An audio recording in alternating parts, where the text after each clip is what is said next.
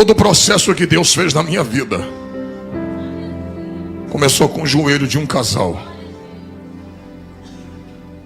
Meu pai e minha mãe. Fui nascido e criado dentro do Evangelho. Servi a Deus na época da igreja do pastor Teotônio, na igrejinha pequena de baixo. Depois se construiu a sede onde nós estamos até hoje, do qual meu pai e minha mãe servem a Deus no mesmo lugar há 50 anos, sem mudar de congregação. Olha para cá. Cresci escutando os homens louvando, a orquestra.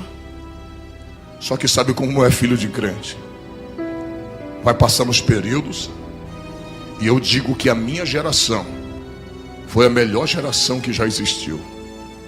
Porque a minha geração, eu brinquei de bola, eu brinquei de ioiô, eu brinquei de peão, eu brinquei de búlica, eu brinquei de gude, pique lateiro, pique esconde, pique tá, pique alto, polícia e ladrão. Foi a melhor geração. A gente brincava. Carniça, quem lembra? A nossa geração foi a melhor que já existiu. Ali a gente viveu de verdade. Hoje tudo isso foi substituído pela tecnologia. As pessoas já não brincam, já não se comunicam mais, mas eu vivi aquele momento, nós vivemos esse momento. E só que a gente vai crescendo, vai saindo da adolescência. E com 15 anos eu já comecei a querer sair. Eu tinha regra para chegar em casa. Eu tinha que sair 7h30 da noite, e 10h30 da noite eu tinha que estar em casa. Se eu passasse dessa hora, o chicote comia. Apanhava de verdade.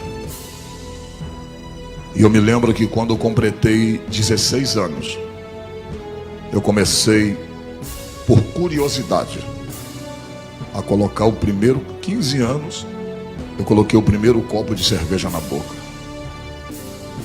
E aquela foi a minha perdição.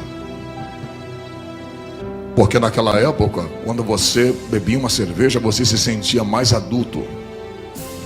E o que eu fazia? Não tinha dinheiro para comprar o cigarro. Eu pegava as guimbas de cigarro com os amigos e começava a fumar. E chegava em casa, antes de chegar em casa usava house, ou então pegava a parte de dente na rua mesmo, com a escova que já botava no bolso, e escovava o dente e chegava em casa, como se nada tivesse acontecido. Um dia, eu estava já com 16 anos, e nós estávamos saindo naquele dia, eu perdi a cabeça e bebi demais.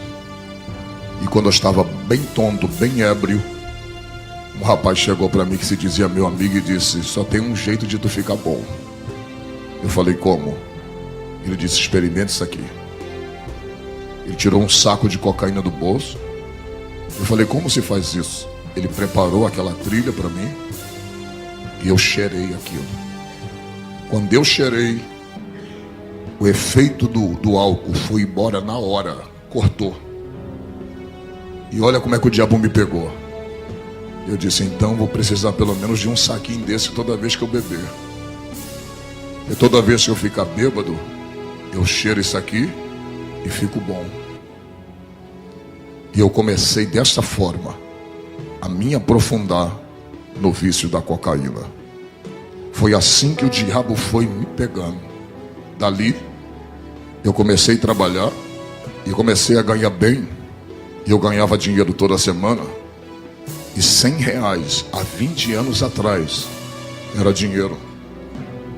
E pelo menos do salário que eu tinha, R$100 eu pegava. E começava a não já querer comprar sacos. Eu comprava gramas de cocaína. Comecei a arrumar amizade com os rapazes da boca de fumo. E ali eu comecei a usar muita cocaína.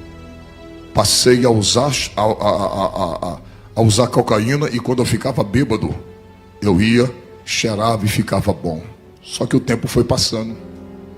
Com 17 anos eu já achava que eu era dono do meu nariz. Eu já estava extremamente afundado na cocaína. Daí, eu já não queria mais gastar dinheiro. Aquela cocaína que eu pegava no morro, a gente já trazia para Comendador Soares, aonde eu morava. E dali, nós pegávamos aquela cocaína semi-pura, nós tínhamos contato, e pegava aquela cocaína e colocava tudo quanto era desgraça ali dentro. Pó Royal, colocava xilocaína, Doril, tudo ali, misturava. E fazia aquela grande quantidade de cocaína. Então já não passei a ser mais usuário. Eu já passei a traficar. Eu mantinha o meu vício. Dali, a gente já começou a comprar armas, a usar armas. E nisso o diabo foi afundando a minha vida, sem eu perceber. Só que existia dentro da minha casa, e existe. Ela mora na casa dela e eu na minha. Mas uma mulher que não deixava de orar. Eu por muitas vezes vi minha mãe orando, dizendo assim: Deus, se quiser levar um dos meus filhos, leve, mas leve eles dentro de casa. Não me dá o desgosto de ver nenhum dos meus filhos estirado na rua. Nenhum. E nessa minha ida de tráfico, algumas coisas eu não vou poder falar, que está sendo gravado. Mas nessa minha ida de tráfico, eu me lembro que eu tinha alugado uma casa para traficar. E naquela noite, eu estava com aquele Magno 45, aquela 45 na minha cintura. E nós estávamos vendendo pó dentro daquele beco. Chegou um homem. E antes daquele homem chegar, eu passei por ele dentro daquele beco. E aquele homem foi o homem que veio para me matar. E naquele momento eu cheguei ali. Eu passei por ele naquele beco. Ele me deu boa noite. E eu dei boa noite para ele. E ele parece que não me reconheceu. Aí você fala assim: pastora, foi só uma coincidência. Não. É Deus cegando os olhos do teu adversário. Eu passei por ele. E quando eu saí para fazer uma outra situação, entregar uma carga, como a gente dizia, entregar uma quantidade de cocaína a um determinado lugar, os meninos que estavam lá disseram: Trovão, um homem veio te procurar. E ele não estava só. Até as pessoas que estavam do lado de fora, irmãos, não conseguiram me ver. Deus estava me escondendo no seu esconderijo. E dali, os irmãos já viram. Eu comecei a traficar demais. Comecei a vender demais. E eu fui me iludindo com o dinheiro que eu ganhava. Porque quem já viveu no tráfico sabe que o dinheiro entra muito fácil. E da maneira que entra, é da mesma maneira que sai. Dali, o filho de crente já começou a ir para o baile. Já começou a brigar na rua. Já começou a fazer bondes e arrastões. Já começamos a fazer arrastão na rua. Na época, onde se... Nike naquela época era muita ostentação possuir um Nike naquela época. E olha como o diabo colocou o desejo de fazer a mesma coisa. Foi quando roubaram o meu. Eu disse: já que roubaram o meu, todos vão perder. E a gente tomava tudo que tinha. Tudo que tinha nós tomávamos. E eu me lembro que um belo dia um amigo meu chegou para mim e disse assim: Júnior, vamos a Queimados. Vamos ali ceifar uma vida. Naquele dia eu descobri que o diabo está por trás de tudo. Eu me lembro que quando eu fui, nós pegávamos um ônibus. E eu estava com aquela 45 na cintura. Ele disse: esse cara mexe com a minha mulher. E eu já mandei ele parar de mexer. E como ele não parou de mexer, hoje nós vamos ceifar a vida dele. E a gente usou muita cocaína. Interessante, né? De cara limpa ninguém consegue fazer nada. E eu me lembro que quando nós chegamos ali, entramos dentro daquele centro de macumba. Hoje eu entendo o que o diabo faz e como o diabo está por trás de ceifar uma vida. Quando nós chegamos naquele centro de macumba em Queimados, a dona do centro de macumba, ninguém sabia que nós íamos ali, ninguém. A dona do centro de macumba chegou e disse assim: vocês vieram matar o Marcos? Aí eu olhei para o Carlos. Ela falou assim: não mata ele aqui dentro não, mata ele aqui fora, para não sujar o centro. Mas ninguém sabia. Ninguém sabia. E naquela tarde, aquele homem estava limpando. Ele estava limpando os atabacos. Ele estava limpando aquele, eu não esqueci o nome daquilo, aquele que se bate. Eu nunca fui na macumba em si. Ele estava limpando com pano. E o Carlos chegou para ele e disse: hoje a gente vai acertar as contas, vem para cá. Ele: eu não vou. Aí eu puxei, levantei a camisa, falei: vai lá para trás. E quando ele ficou lá atrás do quintal, eu me lembro que o Marcos estava a mãe e o pai dele. E naquela tarde, o Marcos explicando para o pai e para a mãe dele, dizendo: você vai morrer por isso, porque você é sem vergonha. Você está mexendo com a minha mulher. Rapaz, o cara é endemoniado, ele estava endemoniado. Ele disse assim: por que você não veio sozinho? Que aí nós resolvemos tete a tete, por que você trouxe ele? O cara está diante da morte, mas ele está possuído por Satanás. Irmãos, naquela hora, por incrível que pareça, quando nós puxamos aquela arma para atirar naquele menino, um senhor que era o pai dele, de 76 anos no máximo, aquele senhor me agarrou de uma forma que eu não soube entender de onde veio tanta força na vida daquele pai. Ele disse: você não vai ceifar o meu filho, você não vai matar a vida do meu filho. E ele segurou a mim e a mãe dele segurou o Carlos. E aquele moço correu por dentro daquele centro espírita. Isso foi apenas 4 a 5 segundos. Quando nós procuramos aquele moço dentro do centro espírita, a gente não achou mais ele. Sabe o que Deus estava tentando falar para mim? Eu não quero que tu derrame sangue de ninguém. Eu não quero que tu ceife a vida de ninguém.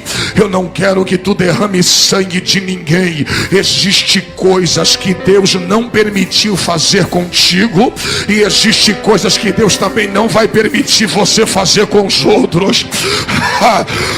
Irmãos, naquele dia Deus foi começando a despertar, e eu comecei a ganhar fama. Eu já estava indo para Nova Holanda, já estava no meio dos grandes do tráfico de droga, vivendo entre eles, tendo moral com aqueles homens. Vivia no Morro do Andaraí, ali na Saviana, aonde eu ia e buscava as drogas e trazia para a Baixada Fluminense.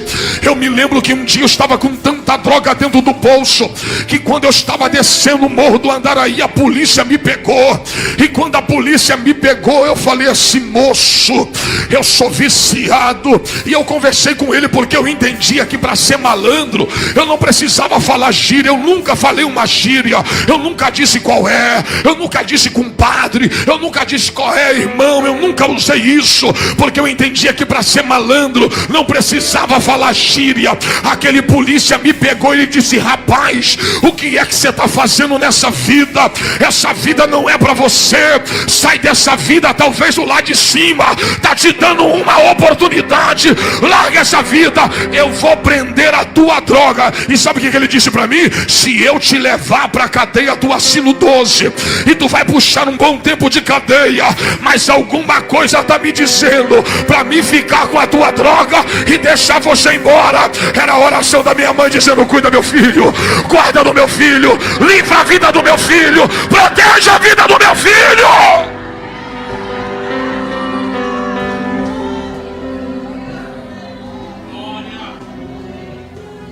Olha para mim.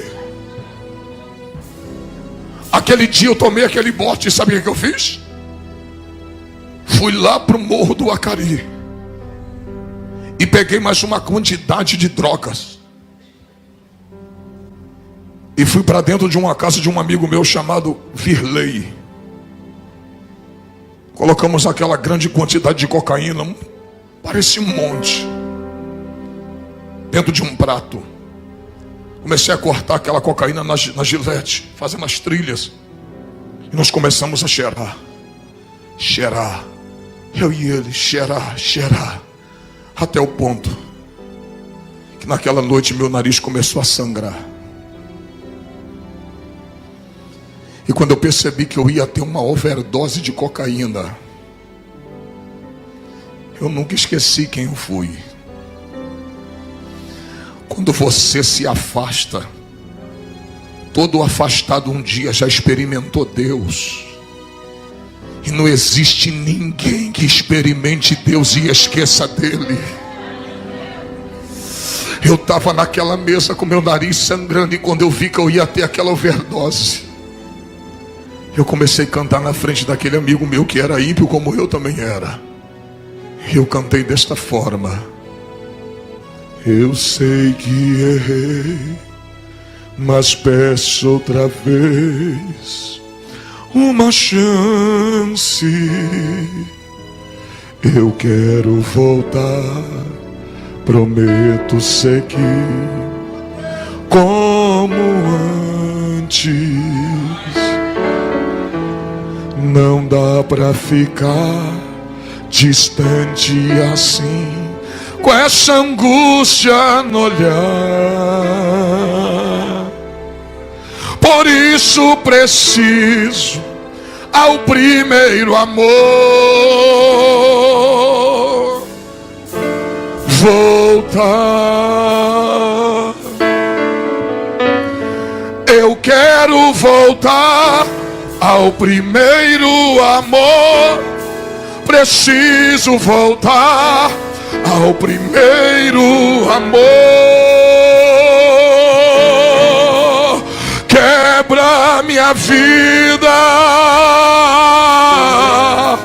faça-me de novo. É tudo que eu preciso para ser um vaso novo. E nessa hora a lágrima começou a descer, e eu dizia: não dá para ser feliz longe do teu amor. Por isso eu preciso de outra chance, Senhor. Oh, irmãos, eu guardava um temor dentro do meu coração. Por isso que quando eu tentava matar alguém, eu nunca conseguia. Eu já troquei tiro com polícia, eu já troquei tiro com pessoas, mas eu nunca consegui propriamente tirar a vida de alguém. E eu sempre desejava, o diabo sempre botava no meu coração: tira a vida de alguém. O diabo sempre quis que eu derramasse sangue para ele beber. Mas tinha uma mulher orando de cabelo branco dizendo: guarda meu filho, protege meu filho, livra a vida do meu filho.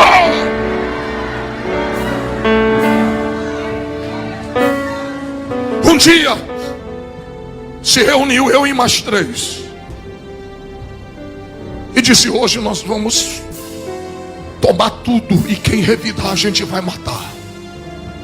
Estávamos decididos a fazer uma arrastão, e o primeiro que se levantasse, o primeiro que revidasse, nós íamos matar. Estávamos com touca,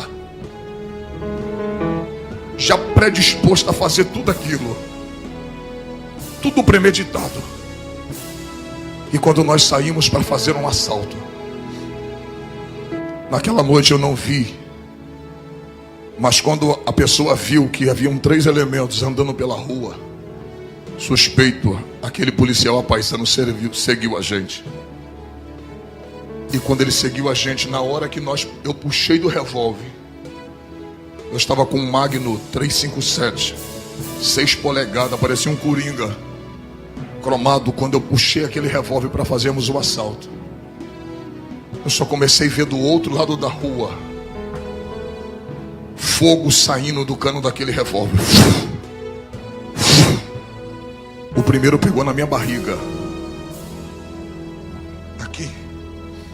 Eu tomei o primeiro tiro aqui. E o amigo que estava comigo hoje é presbítero da Assembleia de Deus, aonde eu congrego. Ele tomou o primeiro tiro na perna e ele caiu. E por incrível que pareça, Deus não queria deixar matar ninguém.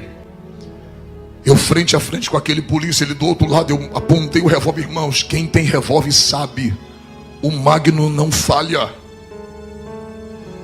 Aquele revólver não tem como picotar uma bala.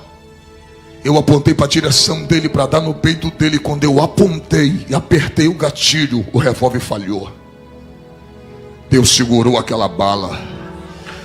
E quando eu fui dar quando eu dei o primeiro, falhou, e eu tomei o outro, que eu virei, quando eu vi que ele ia atirar, eu corri e bateu aqui na minha mão. Tem onde a minha mão está furada, bateu aqui, vazou aqui. E quando eu dei o segundo, aí pegou. Mas eu já dei já com as costas, virando o pescoço e atirando para ele não atirar mais em mim. Naquele dia ali, eu tomei 2 tiros. O Henrique tomou um na perna. E o cara chegou na cabeça dele e disse: você vai morrer. E apareceu gente não sei de onde. Saiu, a rua estava semideserta. Apareceu pessoas não sei de onde, gritou: não faça isso com esse jovem.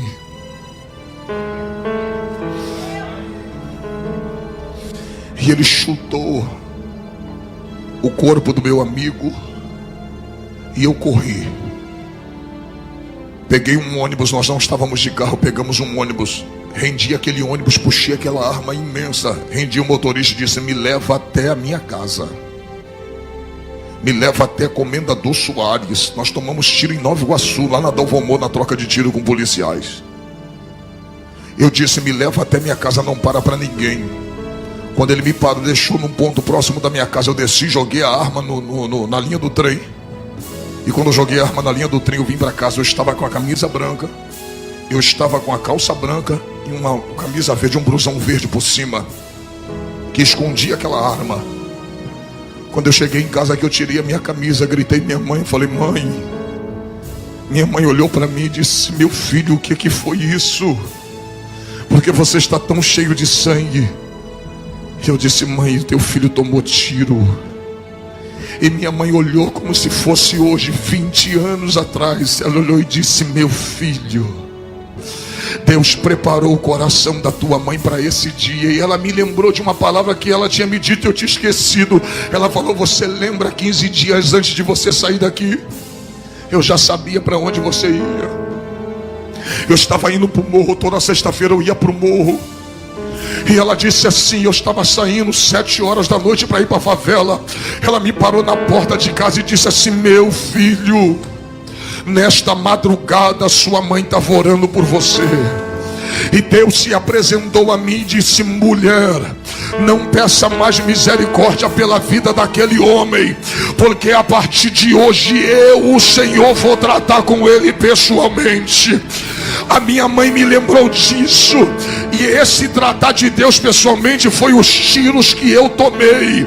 A minha mãe olhou para mim, eu baleado. Ela disse: a tua mãe tem problema de coração, mas Deus preparou o coração da tua mãe para esse dia. Irmãos, quando a minha mãe falou isso, ela falou assim: tira a camisa. Tira a camisa. Quando eu tirei a camisa, eu tinha tomado tiro apenas no corpo, na carne. Eu não tomei tiro no sangue, nos ossos. Por isso eu não senti dor. Eu estava com sangue quente, então não sentia dor. Eu sentia que a minha mão estava atrofiada, porque mexeu nos nervos e minha mão começou a ficar desta forma. Então com essa mão já tinha perdido o movimento. Quando eu levantei a camisa, eu estava com um pequeno buraco desse tamanho aqui na frente. Isso aqui meu estava estourado. Estava aquele monte de carne esponjosa preta queimada pela pólvora. E o sangue descia. E quando eu vi o sangue descendo, eu disse: eu vou morrer, porque vai vazar muito sangue, eu vou morrer por falta de sangue. Minha mãe, desta forma que eu estou te falando, ela olhou para o meu pai e disse assim: meu amor, vai lá no guarda-roupa e pega uma camisa para o Júnior. Meu pai trouxe a camisa. Daqui a pouco ela disse: veste ele. Aí ela disse: agora desça a escada de nossa casa e leva nosso filho para o hospital. Irmãos, quando eu estava descendo a escada de nossa casa, eu tinha olhado para minha mãe com um último olhar de despedida, porque eu sabia que eu não veria mais minha mãe, eu ia morrer naquela noite. E quando eu estou descendo a escada, quando eu cheguei no 4º degrau da escada da minha casa, minha mãe olhou e disse: olha para mim, meu filho. Aquela foi a palavra de vida que eu precisava. Ela disse: olha para sua mãe, da mesma forma que você está saindo daqui com vida, a sua mãe vai entrar dentro daquele quarto agora e vai fechar a porta. Da mesma forma que você está saindo com vida, você vai voltar daquele hospital. E eu balançei a cabeça e ela disse: sabe por que você vai voltar? Porque você é promessa de Deus para minha vida. E você vai voltar daquele hospital com vida. Irmãos, eu passei 3 dias dentro do hospital Souza Aguiar. Não quiseram me receber no Iguaçu, não quiseram me receber no Hospital da Posse. Disse: não tem vaga para ele, porque todos diziam, os bombeiros diziam: o traficante tem que morrer, deixa ele morrer, deixa ele sangrar até morrer. E naquele momento, em cima daquela marca, eu dizia: Deus, a minha vida está nas tuas mãos. Se tu me der mais uma chance de viver, eu vou voltar para o teu caminho, e da tua presença eu nunca mais me apartarei. Naquele dia, Deus parece que colocou o anjo do meu lado, e parece que Jesus estava injetando o sangue dele nas minhas veias. Eu sangrei de 9 da manhã, eu sangrei de 9 da noite até as 3 da tarde. Era para me ter falecido na mesa de cirurgia, mas naquele dia os médicos diziam, os bombeiros diziam: deixa ele morrer. Os policiais diziam: deixa ele morrer. Mas já tinha anjos ali. E do nada apareceu uma médica no hospital do Iguaçu e disse: eu liguei para o Souza Aguiar, e lá tem uma vaga para atender esse jovem. Cheguei no Souza Aguiar, ainda me deixaram sangrando, esperando no meio do corredor. De meia-noite até as 3 da tarde eu fiquei só com soro e perdendo sangue. Naquele dia o diabo queria levar minha vida, mas você não entendeu ainda. Enquanto eu estava perdendo sangue, minha mãe estava clamando pela vida dentro daquele quarto. Havia uma batalha entre a vida e a morte. O diabo queria me ceifar, mas eu era uma promessa. Você não entendeu, eu sou uma promessa. E aquilo que Deus promete, nem a morte é capaz de anular a promessa de Deus. Oh, glória! Olha para mim, irmãos. Naquele dia, olha para cá, eu saí de dentro daquele hospital, fui para casa, fui me regenerando, me cuidando, não morri. Mas parece que alguma coisa ainda me prendia. Eu larguei o tráfico, mas eu não larguei a cocaína. E eu mesmo andando assim encurvado, 3 meses depois eu ainda cheirava. 7 meses depois eu ainda cheirava. E um dia encontrei um homem, sabe aqueles carrapatos de Jesus, aqueles que não largam do teu pé. Rapaz, não faz promessa para crente não, porque se crente falar assim: ó, vamos no culto comigo, você falar um dia eu vou, acabou. Enquanto tu não for, ele não larga do teu pé.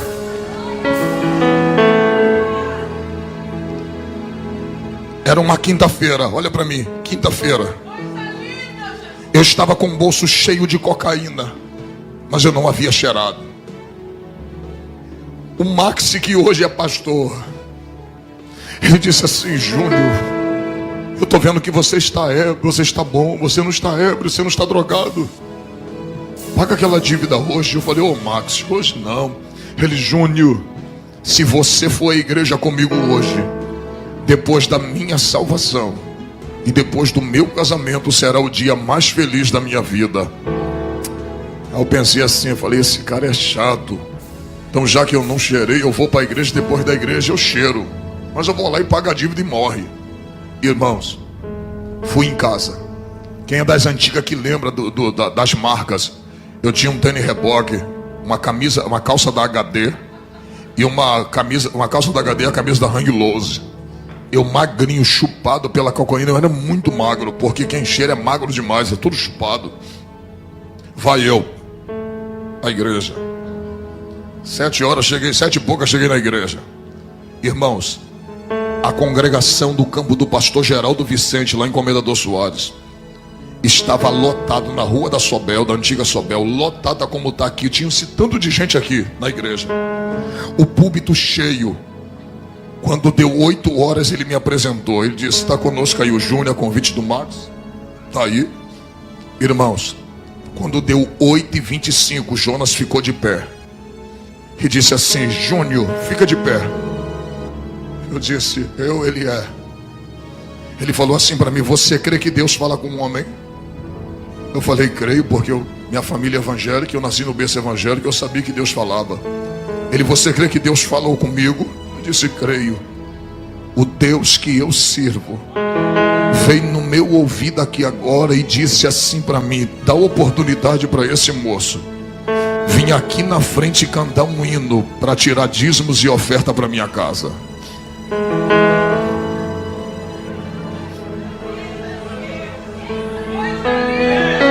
Naquele dia eu descobri, sabe o que? Quando Deus quer salvar alguém, até a liturgia do culto ele quebra. Porque a liturgia do culto diz que você tem que dar oportunidade para quem é crente e quem está em comunhão com a igreja e com Deus.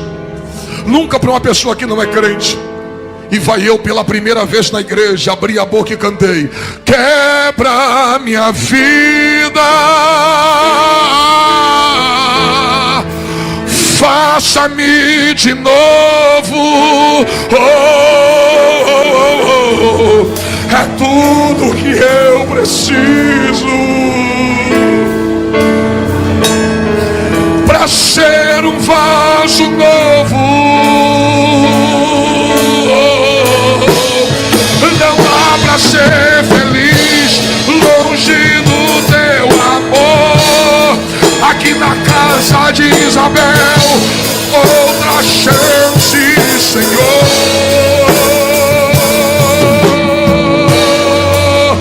Quebra minha vida.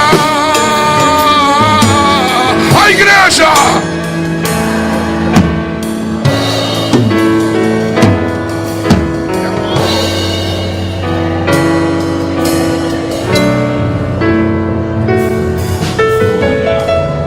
Você está pensando que eu aceitei Jesus? Não cheirei naquela noite. Peguei a cocaína na quinta, sexta, cheirei. Cheirei sábado, cheirei domingo, cheirei segunda. Quando foi na segunda-feira, eu falei assim: vou escutar a melodia. Se eu gostar de um hino, eu vou comprar uma fita cassete. Não era nem CD, era cassete. Eu falei: vou escutar um playback, vou comprar um playback e vou lá naquela igreja de novo. Olha a estratégia de Deus, irmão. O Max já não me convidou, eu já estava indo sozinho. Eu falei: eu vou lá, se ele me der oportunidade eu vou cantar de novo. Quando deu 8h30 ele disse: Júnior, Deus mandou você cantar de novo. Cheirei sexta, sábado, domingo, segunda. Eu falei: vou escutar a melodia de novo. Vou ensaiar o hino, vou gostar e vou levá-la de novo. Se esse pastor deixar eu cantar, eu vou cantar de novo. Comprei outro playback. Terceira quinta-feira, quem é que canta? Eu. Rapaz, olha pra cá.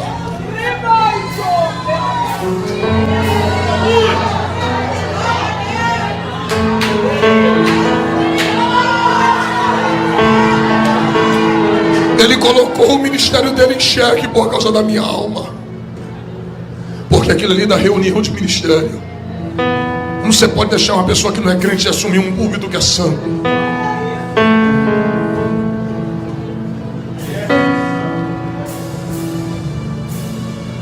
Ele colocou a minha alma acima de tudo. Na quarta, quinta-feira eu falei assim: eu vou lá. Escutei a melodia de novo, comprei um playback e disse: vou cantar, se ele deixar cantar eu canto. Cantei pela quarta vez na igreja sem ser crente. Quando foi na quinta vez levei o playback, eu não cantei. Mas quem pregou? Pastor Jonas Baraquizo. Está na Assembleia de Deus do pastor João Nunes até hoje. Ele era do campo do pastor Geraldo e hoje está no pastor João Nunes. Ele pregou. Ele pregou sobre a crucificação de Cristo.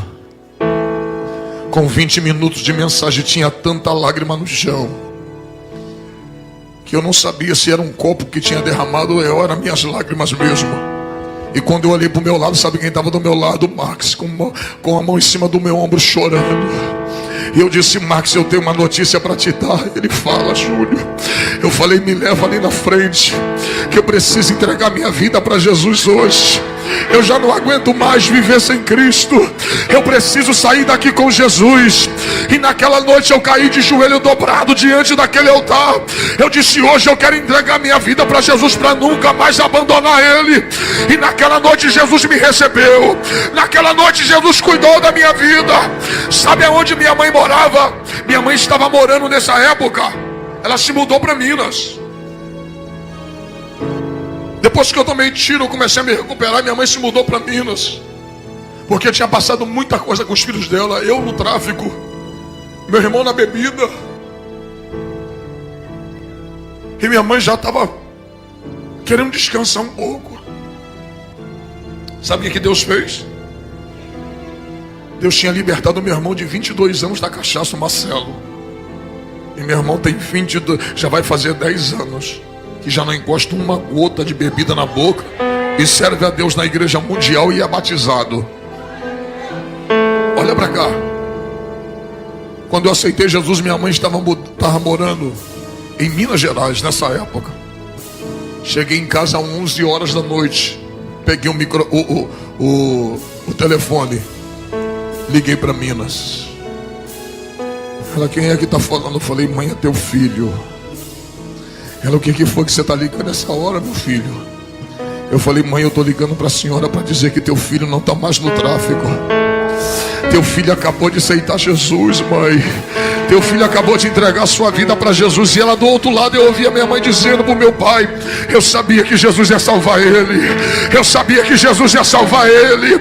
Eu sabia que Jesus ia libertar a vida dele. Acredite, 20 anos já se passaram. Nunca precisei ir para uma clínica me desintoxicar. Nunca precisei me tratar num centro de recuperação. Naquela noite, Jesus me libertou. E faz 20 anos que eu não encosto cocaína no meu nariz. E quando foi, eu desfiz das armas. Entreguei as armas. 3 meses depois, chegou os amigos lá em casa e diz assim: cadê as armas? Falei: troquei. Ele está com qual arma agora? Eu falei: agora eu estou com uma chamada calibre 66. Eu disse: Alex, se ela tem 2 canos. Ele: é o que? A escopeta? Eu falei: não, mas tem 2 canos. Ele: por quê? Eu falei: ela tem o Antigo e o Novo Testamento. Ele: mas e daí? Eu falei: aqui em um cano ela cospe sangue para purificar o pecado, o pecador do seu pecado, e no outro ela cospe fogo para encher a igreja que dá glória a Deus e aleluia.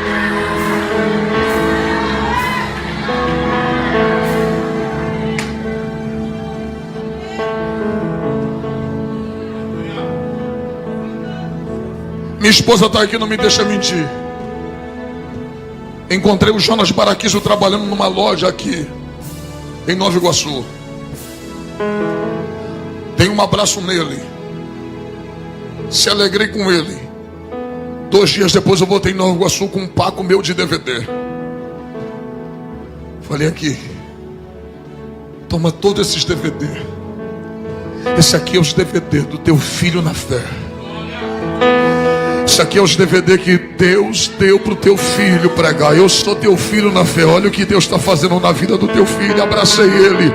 Eu disse: muito obrigado por ter acreditado na minha vida. Oh, glória. E sabe o que ele falou? Outro dia eu cheguei e busquei ele dentro da casa dele. Ele disse: deixa eu te ouvir pregar. Um dia eu ouvi ele pregar. E teve uma hora que ele sentou e ouviu o filho dele falar de Jesus. Eita glória. Olha para o teu irmão, pega na mão dela e diga: não deixa de orar. Deus está ouvindo a tua oração, mas uma hora ele vai responder ela. E a hora que ele responder, no final, é o nome do Senhor que será glorificado.